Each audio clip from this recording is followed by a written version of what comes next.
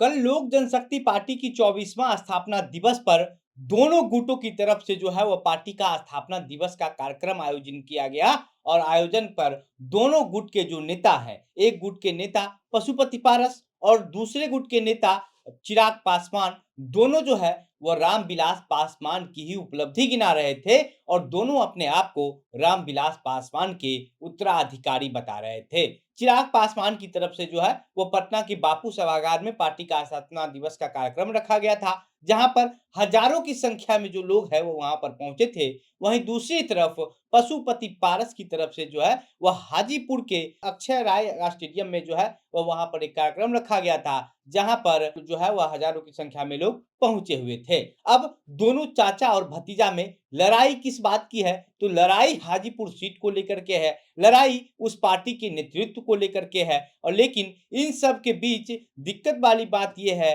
कि दोनों के दोनों जो नेता हैं वह रामविलास पासवान को क्या जो है वह अपना उत्तराधिकारी बता रहे हैं कि रामविलास पासवान की वही उत्तराधिकारी हैं, यही दोनों हैं। एक तरफ जहां पशुपति पारस ये कह रहे हैं कि हमारे बड़े भाई स्वर्गीय रामविलास पासवान जी का ये सीट है, हाजीपुर सीट को लेकर के कहते हैं और उन्होंने हमें इस सीट का उत्तराधिकारी बनाया है अपने जाने के बाद, तो हम ही यहाँ से हर हाल में चुनाव लड़ेंगे। दूसरी तरफ चिराग पासवान कह रहे हैं कि हाजीपुर सीट जो है वो हमारे पिताजी का परंपरागत सीट रहा है और यहाँ की जनता का सेवा हमारे पिताजी किया करते थे, इसलिए हम भी जो है वह अपने पिताजी के बाद हाजीपुर की जनता का सेवा करेंगे और हम जो है इस सीट से चुनाव लड़ेंगे या फिर हम अपना उम्मीदवार इस सीट से उतारेंगे। चाचा भतीजा की जो लड़ाई है, उस लड़ाई को खत्म करने के की कोशिश जो है वो भाजपा की तरफ से की गई थी, क्योंकि दोनों चाचा भतीजा 2 गुट हो गए हैं, 2 पार्टी हो गया है दोनों का अलग-अलग, लेकिन एक ही गठबंधन में शामिल है एनडीए में। तो इस वजह से जो है वो भाजपा चाहती है कि दोनों चाचा भतीजा के बीच का जो लड़ाई है, उस लड़ाई को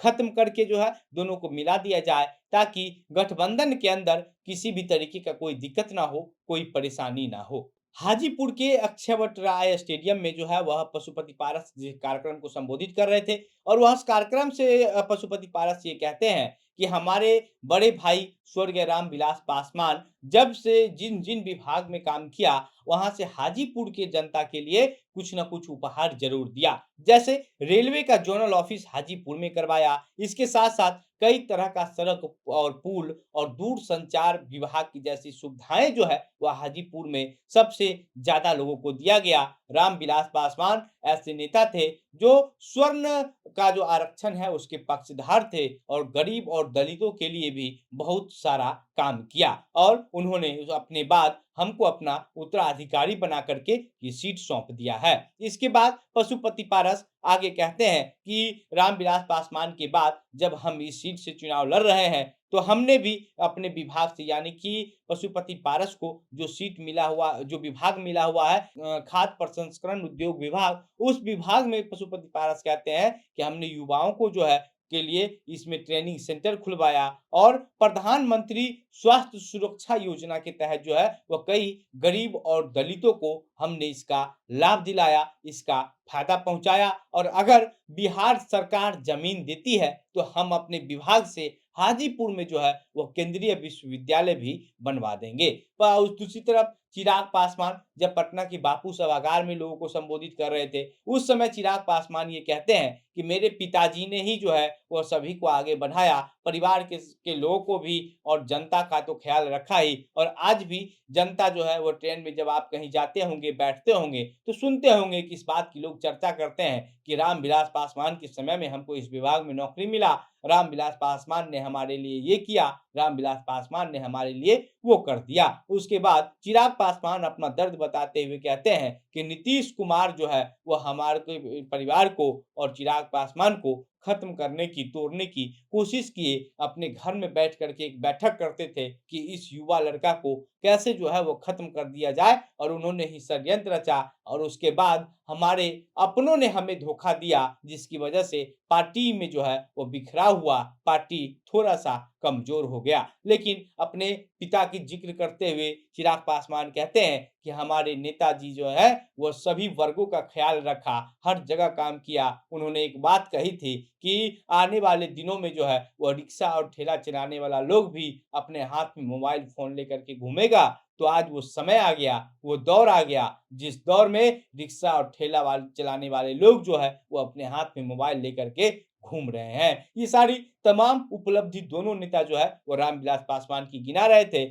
और इस साथ ही साथ उसके जाने के बाद जो है इन दोनों नेताओं ने क्या-क्या किया और इसको लेकर के भी जो है वो बता रहे थे। वहीं दूसरी तरफ जो है वह पशुपति पारस अब प्रधानमंत्री नरेंद्र मोदी से इस बात की माँग कर रहे हैं कि स्वर्गीय रामविलास पासवान जी को जो है वो भारत रत्न की उपाधि दे दी जाए और जो हाजीपुर स्टेशन का नाम है उसको बदल करके स्वर्गीय रामविलास पासवान स्टेशन कर दिया जाए। जब चाचा और भतीजा के बीच लड़ाई हुई थी, उस लड़ाई के बाद पहले का जो लोक जनशक्ति पार्टी थी, उस पार्टी का जो नेतृत्व है, उसका नेतृत्व पशुपति पारस करना शुरू कर दिए। बाद में दोनों चाचा और भतीजा के बीच विवाद होता है। बात चुनाव आयोग के पास तक पहुँचता है और चुनाव आयोग फिर जो है, वह चिराग पासवान को लोक जनशक्ति पार्टी रामविलास नाम से जो है एक पार्टी दे देता है। उसके बाद चिराग पासवान लेकिन कल जब पार्टी का स्थापना दिवस था, तो चिराग पासवान भी वही स्थापना दिवस मनाए, उसी पार्टी का स्थापना दिवस मनाए, जिस पार्टी को चिराग पासवान के पिता स्वर्गीय रामविलास पासवान ने बनाया था, जिसका नेतृत्व अभी उनके